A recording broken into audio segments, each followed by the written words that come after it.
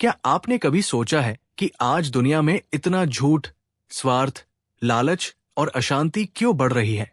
क्यों सच्चे लोग रोते हैं और गलत करने वाले आगे बढ़ जाते हैं? क्यों रिश्तों में पहले जैसा प्रेम नहीं रहा?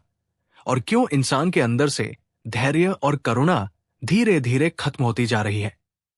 गरुड़ पुराण में भगवान विष्णु ने गरुड़ जी को कलयुग के बारे में जो भविष्यवाणी बताई थी, वो आज के समय से बिल्कुल मिलती हुई दिखाई देती है। भगवान विष्णु कहते हैं कि 4 युगों में कलयुग सबसे कठिन और अंधकारमय युग होगा। इस युग में धर्म केवल नाम का रह जाएगा। लोग पूजा पाठ तो करेंगे, लेकिन उनके मन में सच्ची श्रद्धा कम होगी। मंदिरों की संख्या बढ़ेगी, परंतु हृदय की पवित्रता घटेगी।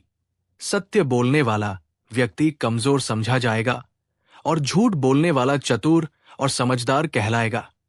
समाज में धन को ही सबसे बड़ा मान लिया जाएगा और जिसके पास पैसा होगा वही सम्मान पाएगा, चाहे उसका चरित्र कैसा भी क्यों न हो। गरीब व्यक्ति भले ही ईमानदार हो, पर उसकी बात को महत्व नहीं दिया जाएगा। रिश्तों में स्वार्थ प्रवेश कर जाएगा। माता पिता जिन्होंने अपने बच्चों को पालने में अपना जीवन लगा दिया, वही बच्चे बड़े होकर उन्हें बोझ समझने लगेंगे। भाई भाई के बीच प्रेम की जगह संपत्ति का झगड़ा होगा। पति पत्नी का संबंध भी त्याग और समर्पण से अधिक स्वार्थ और लाभ पर आधारित हो जाएगा। लोग छोटी छोटी बातों पर क्रोधित हो जाएंगे और अहंकार इतना बढ़ जाएगा कि इंसान स्वयं को ही सबसे बड़ा समझने लगेगा। धैर्य, क्षमा और सहनशीलता जैसे गुण दुर्लभ हो जाएंगे। दिखावा सच्चाई से अधिक महत्वपूर्ण हो जाएगा और लोग अपने वास्तविक स्वरूप से अलग एक झूठी छवि दुनिया के सामने प्रस्तुत करेंगे। धर्म का उपयोग भी कई लोग अपने स्वार्थ के लिए करेंगे। गुरु का सम्मान कम होगा और शिष्यों में विनम्रता घटेगी। न्याय की जगह अन्याय को बढ़ावा मिलेगा और ताकतवर व्यक्ति ही सही माना जाएगा। प्रकृति भी असंतुलित हो जाएगी, क्योंकि इंसान अपने कर्मों से धरती का संतुलन बिगाड़ देगा। कभी अत्यधिक वर्षा तो कभी भयंकर सूखा, कभी नई नई बीमारियां तो कभी प्राकृतिक आपदाएं मानव को उसके कर्मों का परिणाम दिखाएंगी। भगवान विष्णु ने यह भी कहा कि कलयुग में सच्चे और भक्त लोगों की सबसे कठिन परीक्षा होगी। जो किसी का बुरा नहीं करेंगे वही सबसे अधिक कष्ट सहेंगे, लेकिन उनके धैर्य और विश्वास की परीक्षा ही उन्हें अंततः महान बनाएगी। इस अंधकारमय युग की सबसे अद्भुत बात यह है कि जहां पाप बढ़ेगा, वही भगवान का नाम लेने से मिलने वाला फल भी अत्यंत शीघ्र प्राप्त होगा।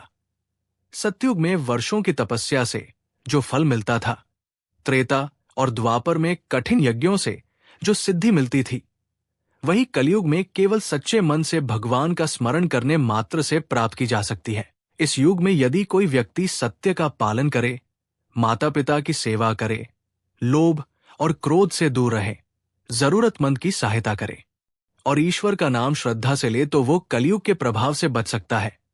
कलयुग अंधकार का समय अवश्य है, परंतु यही समय आत्मा की सबसे बड़ी परीक्षा और सबसे बड़ा अवसर भी है, क्योंकि अंधेरे में ही दीपक की रोशनी सबसे अधिक चमकती है।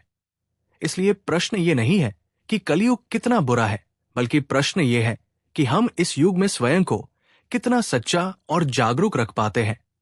यदि हम अपने भीतर धर्म, करुणा और भक्ति का दीपक जला लें, तो कलयुग का अंधकार भी हमें विचलित नहीं कर सकता और अंततः वही व्यक्ति सच्चा विजेता कहलाएगा, जो इस युग में भी सत्य और भगवान के मार्ग पर अडिग बना रहे। जब कुछ लोग किसी लड़की को गलत या वासना भरी नजर से देखते हैं, तो उसका असली कारण लड़की नहीं, बल्कि उस देखने वाले की सोच, उसका मन और उसका चरित्र होता है।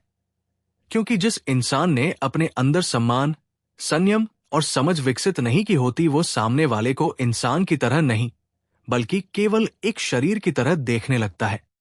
बचपन से यदि लड़कों को ये नहीं सिखाया जाता कि हर लड़की भी किसी की बेटी, बहन और अपने सपनों वाली एक स्वतंत्र इंसान है, तो उनकी सोच अधूरी रह जाती है। इसके अलावा आजकल इंटरनेट, फिल्मों, गानों और सोशल मीडिया पर जिस तरह से महिलाओं को दिखाया जाता है, वो कई कमजोर मानसिकता वाले लोगों के दिमाग पर गलत असर डाल देता है और वे वास्तविक जीवन में भी उसी नजर से देखने लगते हैं। कई बार दोस्तों के बीच गलत बातें, मजाक और दबाव भी लड़कों को ऐसी आदतों की तरफ धकेल देता है। लेकिन सच्चाई यह है कि किसी को गलत नजर से देखना ताकत नहीं, बल्कि मानसिक कमजोरी और आत्मनियंत्रण की कमी का संकेत है। जो व्यक्ति अपने मन पर काबू नहीं रख पाता वही अपनी नजर पर भी काबू नहीं रख पाता। जबकि असली मजबूत और समझदार इंसान वही होता है जो हर महिला को सम्मान की नजर से देखे